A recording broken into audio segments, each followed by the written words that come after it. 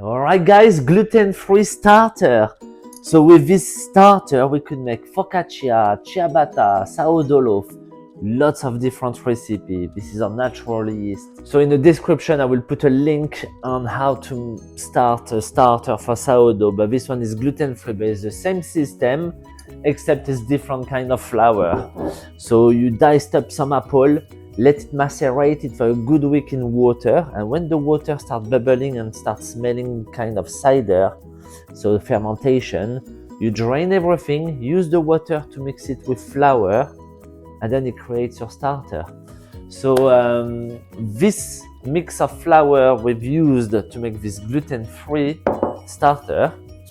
We use some quinoa flour, some Teff Flour, some Tapioca Flour, and a little bit of psyllium. So psyllium is like from a plant, derived from a plant. It's called Plantago Ovata. I had to write it down, otherwise I will be forgetting. But psyllium you use tiny bits, and it helps to combine all things together, makes it kind of elasticity into the dough. Basically, it's replacing the gluten. So I've done a mix of flour, so I got like 100 grams of tapioca, 100 grams of quinoa flour, smells good, and 100 grams of Teff flour, and 20 grams of psyllium, tiny bit. So this is my mix. Let's refresh the starter. 300 grams of water,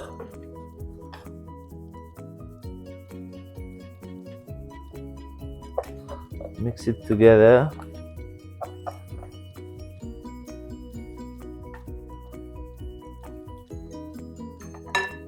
$200 grams of this mixed flour.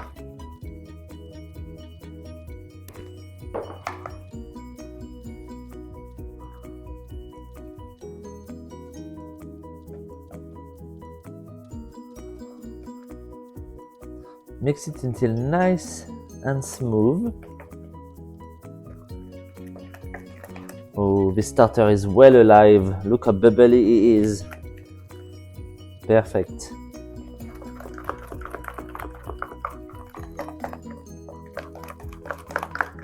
Alright, so we're gonna put a cloth. I'm gonna leave it on top of my oven, so it's gonna intensify the fermentation, make it quicker, bubble it, and then we'll be able to make a dough out of it. So watch out next video. Probably we'll make some little ciabatta with olive oil. Why not?